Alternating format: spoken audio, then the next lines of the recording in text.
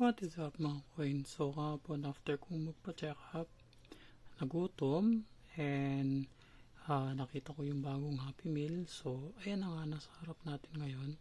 So i-review muna natin ngayon si Mario. Sakto yan no? Sa box niya. So ito yung box. Laglag. Ito yung box ng Happy Meal ngayon. So talaga naka-box na sila na ganito.